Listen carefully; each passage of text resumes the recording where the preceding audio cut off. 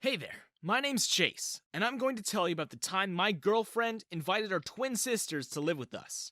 About all the things I've found out about my girlfriend that she's lied about, and how I got back at her for lying to me for so many years. Before I get into this story, remember to hit that like button. And if you want to see more videos like this, then hit that subscribe button. Your support means a lot, and helps this channel. Chloe, my girlfriend, and I had been together for 6 years. We met in high school and decided to move in together during college. And by move in together, I mean she moved in with me. I took over all the expenses. Chloe has a more rigorous college schedule than me, and didn't have time for a job. I was taking my time, cruising through my classes. I was aiming for 5 years, not 4, which allowed my schedule to be more lenient. I didn't mind since Chloe was worth it. From what she told me, she was paying for college solely through student loans. When she would graduate, she would be sunk with debt. The least I could do was assist her with the basic necessities. One day, during our summer break, Chloe came up to me and asked if it was okay for her twin sister to move in with us. Just temporarily. She was traveling across the country to break away from their parents, and didn't have anywhere to stay. Her sister's name is Cora, and I've met her only a handful of times. Chloe and Cora haven't lived together since Chloe's junior year in high school, but they stay in touch. So I asked her how long Cora was going to be staying, and she replied with, "Until she's able to get back up on her feet." She didn't give me a definitive answer, but I suppose that was the best I was going to get. So, a week after that, Cora had arrived at our apartment. We had 2 bedrooms. Luckily, Chloe and I had no problem sharing a bed. I just didn't know how I'd be able to support 3 people, and not just 2.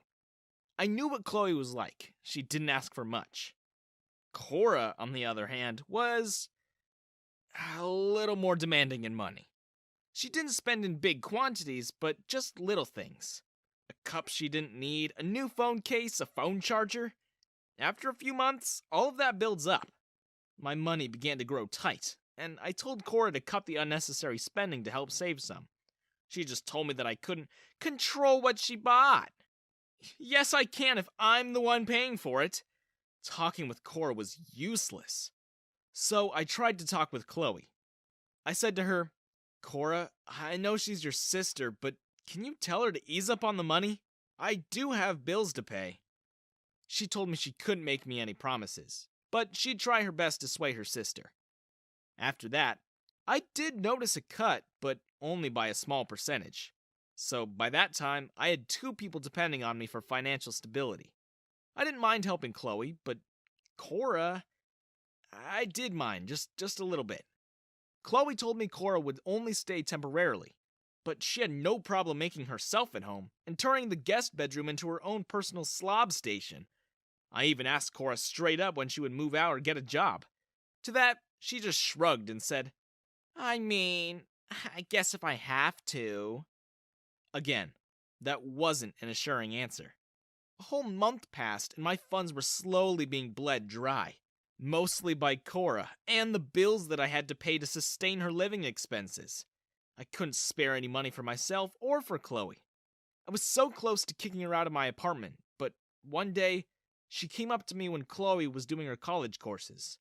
She said, "Hey, my friend invited me to a party and I have to bring someone as my date." I asked her why she couldn't just go by herself, and she replied with, "I'll look like a loser if I bring no one."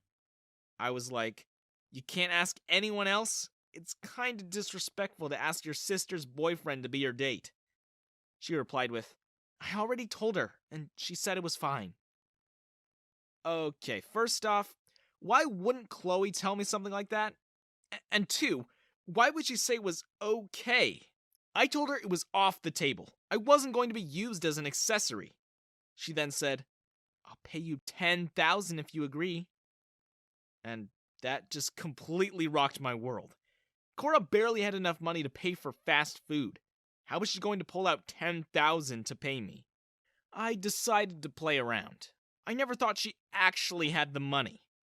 I agreed, but told her she needed to pay me first. She was like, "Okay, check your bank account tomorrow.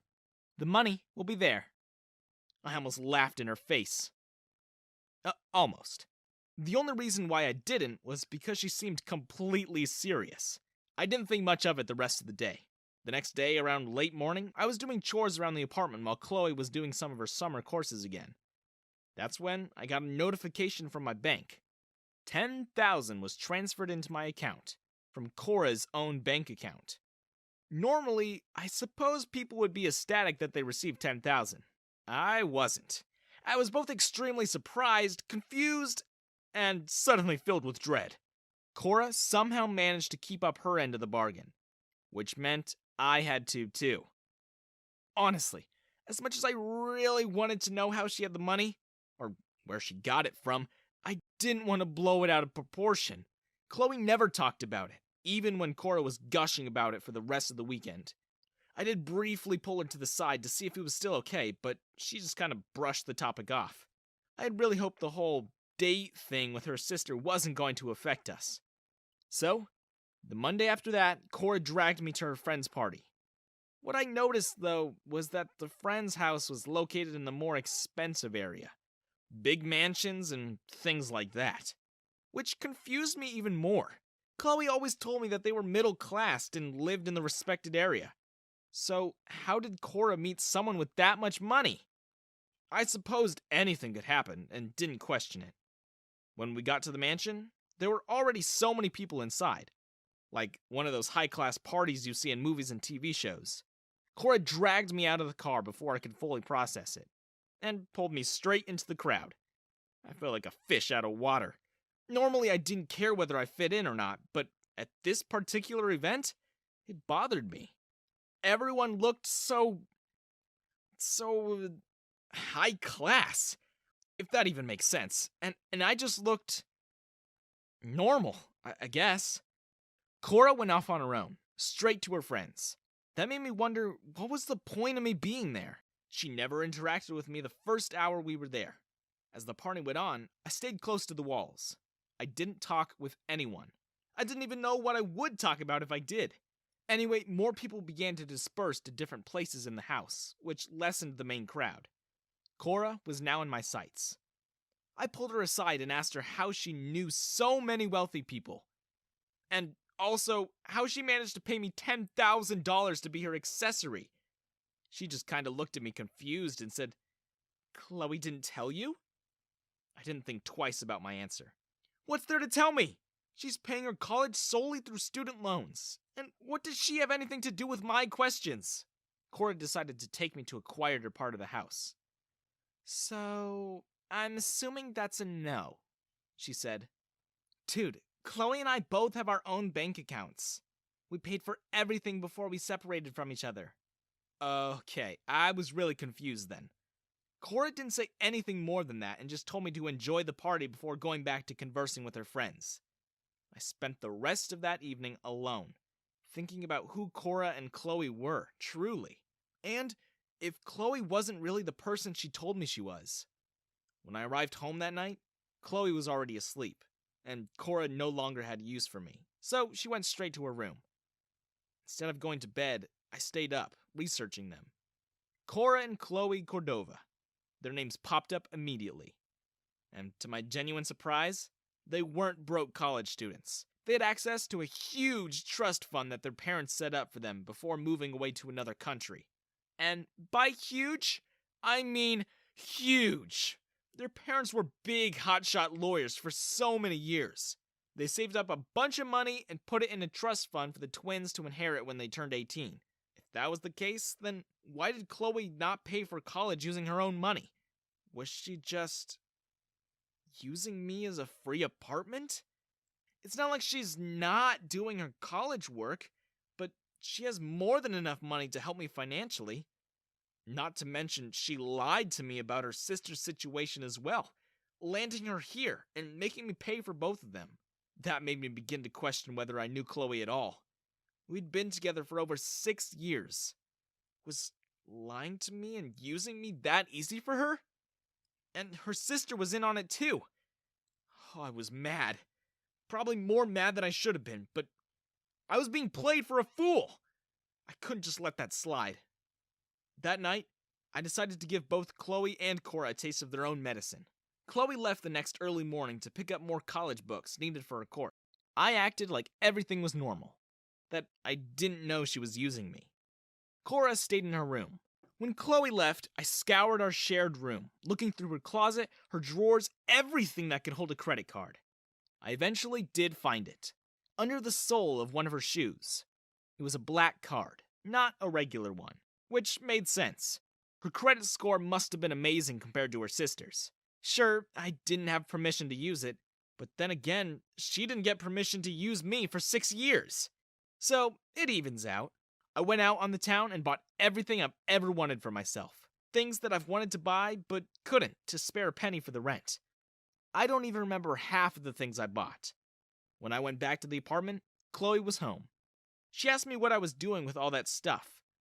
I told her I'd bought it for myself. She didn't pay much attention to that and told me her credit card was missing. Again, she didn't know I knew about her little ploy.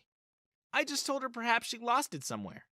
Of course, she could have always called her bank and ordered a new one, but until then, I drained as much money as I could. At one point, Chloe asked me where I got the money, and if it was Cora who was giving it to me. I told her Cora had nothing to do with it. Still, she didn't believe me.